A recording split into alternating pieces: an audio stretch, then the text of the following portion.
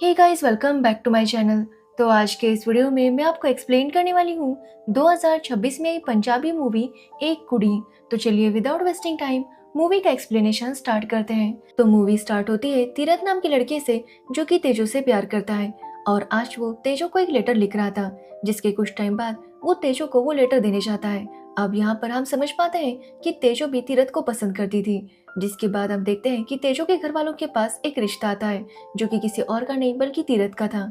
अब ये देखने के बाद उसके घर वाले मान जाते हैं कि वो तीरथ के घर जाएंगे, जिसके बाद वो लोग तीरथ के घर जाते हैं जहाँ पर उन्हें तीरथ का घर और उसके पेरेंट्स सब लोग बहुत ज्यादा पसंद आते हैं और उन्हें लग रहा था कि वो यहाँ पर रिश्ता फाइनल कर देंगे।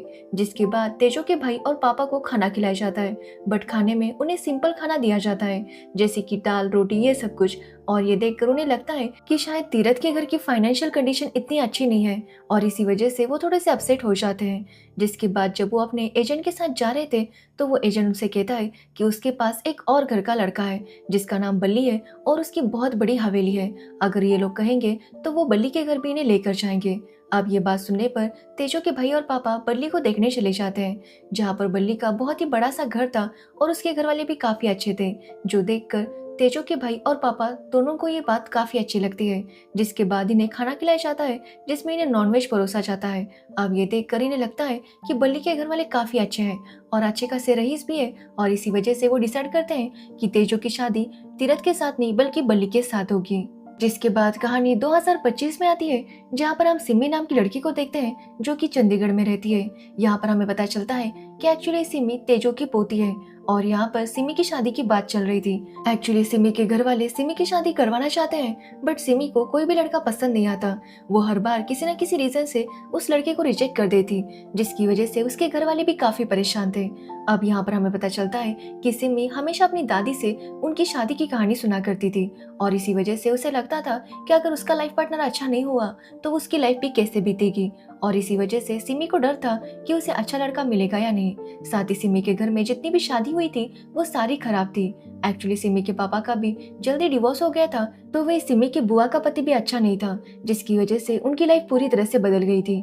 और ये सब देखकर ही सिमी के मन में डर बैठ गया था कि अगर उसकी शादी खराब लड़के के साथ हुई तो उसकी लाइफ भी बर्बाद हो जाएगी और इसी वजह से वो शादी सोच समझकर करना चाहती थी। तो वही सिमी के घर वाले सिमी के लिए काफी रिश्ते लेकर आ रहे थे, जिसकी वजह से सिमी समझ नहीं पा रही थी कि आखिर वो क्या करे। अब कल भी उसे एक लड़का देखने आने वाला था और सिमी डिसाइड करती है कि वो उस लड़के से भी मिल लेगी, क्या पता वो लड़का अच्छा हो और सच में उसे पसंद आ जाए। जिसकी वजह से अगले दिन सिमी तैयार हो जाती है तो उसे देखने के लिए जगवीर आता है। अब सिमी जब जगवीर को देखती है तो जगवीर दिखने में काफी अच्छा था और इसी वजह से सिमी को वो अच्छा लगता है, बट वो एक बार जगवीर से बात करना चाहती थी, जिसकी वजह से वो जगवीर से बात करने के लिए उसे अकेले में लेकर जाती है। बट जगवीर काफी शांत था और वो सिमी से कोई भी सवाल नहीं कर रहा था।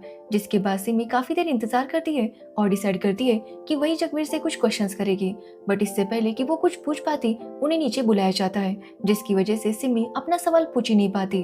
अब यहाँ पर घर वाले जगवीर से पूछते हैं कि क्या उसे सिमी पसंद है, तो जगवीर हाँ कर देता है।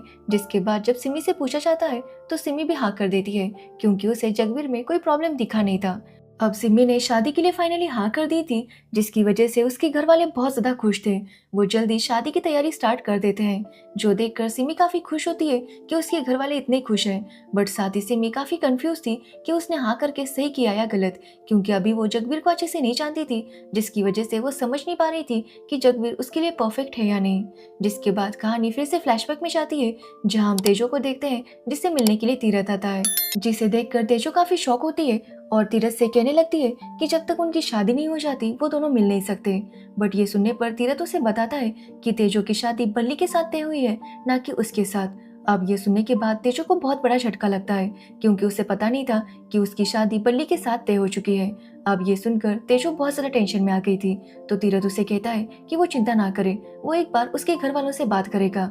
अब ये सुनने के बाद तेजो उससे कहती है कि वो जल्दी से उसके घर आकर उसके घर वालों से शादी की बात करे, क्योंकि बल्ली और तेजो की शादी की डेट काफी नजदीक आ गई थी। तभी तेजो को उसके घर वाले बुलाने लगते हैं, जिसकी वजह से तेजो वहां से जा रही थी। तभी तीरथ उसे बताता है कि बल्ली तेजो के लिए अच्छा लड़का नहीं है, इसलिए तेजो को भी इस शादी से मना कर देना चाहिए। अब ये सुनने के बाद तेजो समझ नहीं पा रही थी कि वो क्या करे। तभी हम देखते हैं सिमी को, जिसे ये सपना आता है और वो डर कर नींद से उठ जाती है। अब सिमी ने ये पूरी कहानी अपनी दादी से सुनी थी और शायद इसी वजह से सिमी को ये सपना आया था। बट सिमी को लगता है कि अगर ये सपना उसे अभी आया है, इसका मतलब ये है कि सिमी को इस शादी के बारे में एक और बार सोचना चाहिए। उसे जगवीर से मिलना चाहिए ताकि वो पता कर सके कि जगवीर कैसा लड़का है। अब सिमी अगले दिन अपनी फ्रेंड को बताती है कि उसे जगवीर पर थोड़ा सा डाउट है। तो उसकी फ्रेंड उसे यही कहती है कि वो जगवीर से जाकर मिले और उससे ही अपने सारे सवाल पूछे। बट यहाँ पर सिमी का कहना था कि अगर वो जगवीर से कुछ भी पूछेगी तो उसे पता कैसे चलेगा कि जगवीर सब कुछ सच बोल रहा है।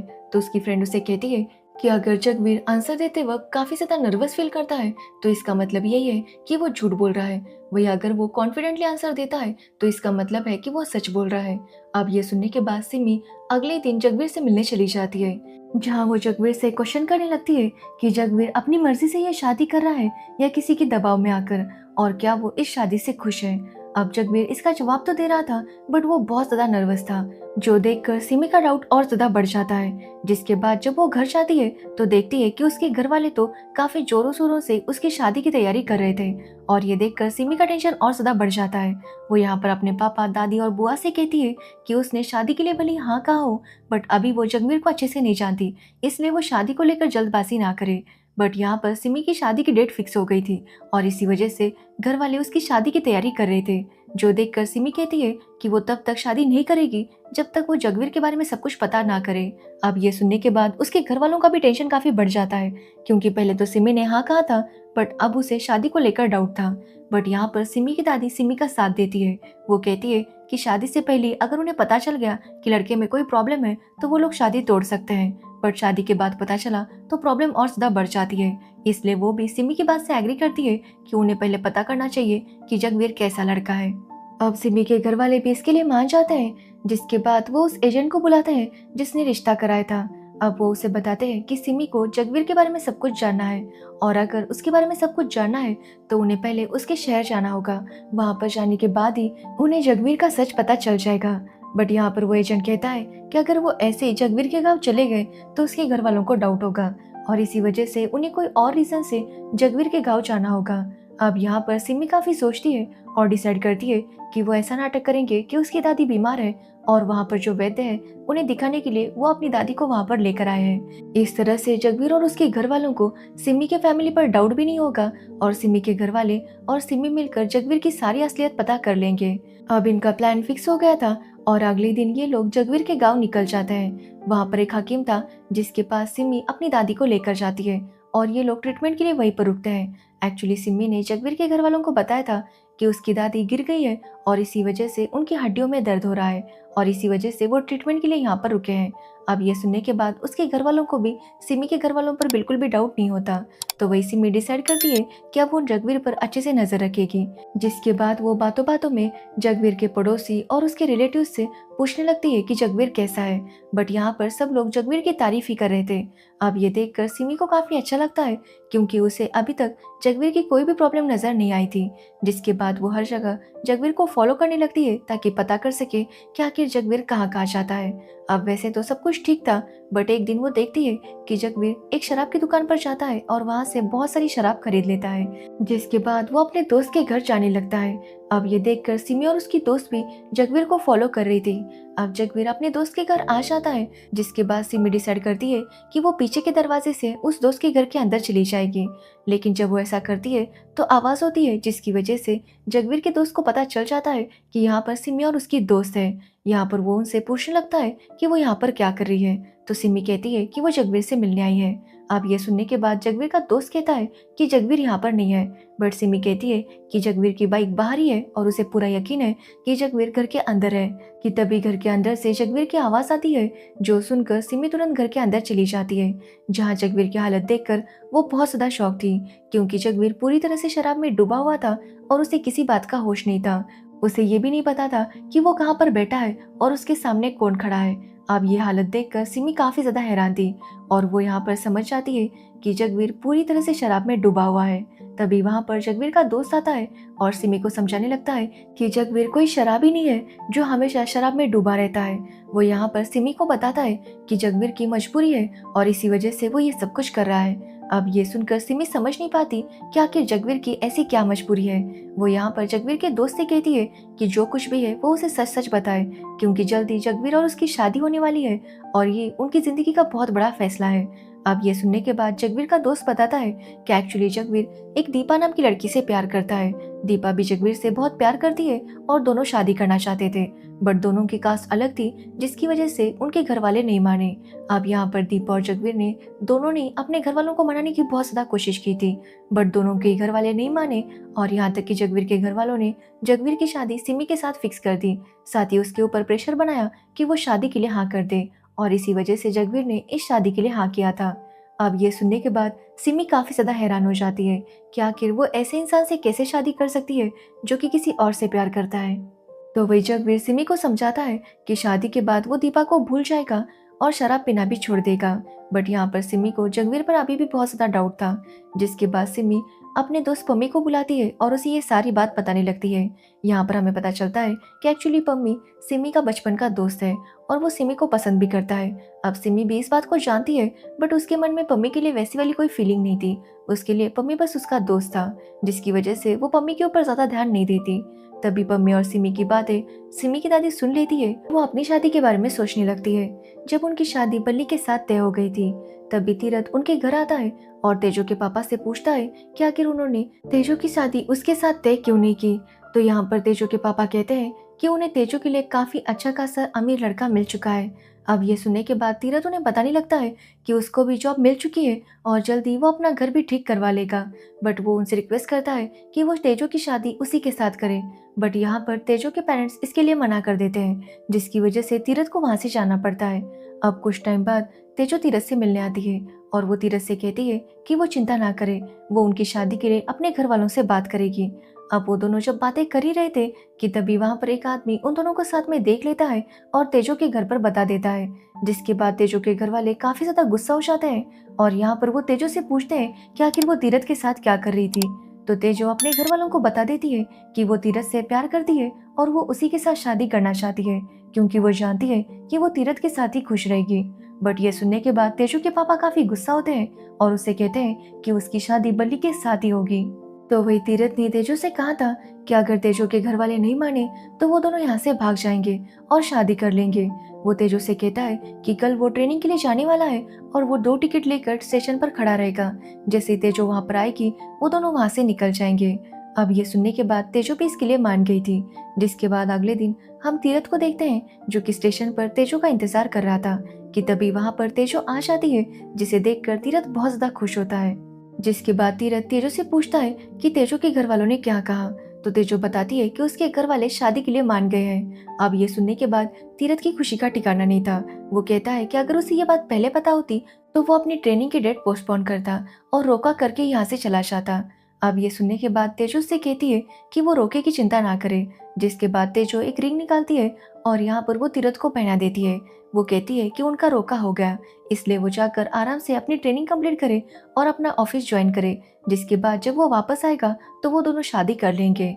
जो सुनकर तीरथ काफी खुश होता है और खुशी खुशी अपनी ट्रेनिंग के लिए चला जाता है। तो वही हम तेजो को देखते हैं जो बहुत ज्यादा रोती है और ये देखकर हम समझ पाते हैं कि तेजो के घर वाले उसके और तीरथ की शादी के लिए नहीं माने थे।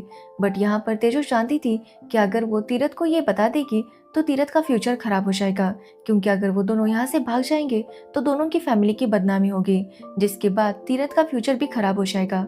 और इसी वजह से उसने तीरथ से ये झूठ बोला था, क्योंकि वो चाहती थी कि तीरथ को ये जॉब मिल जाए।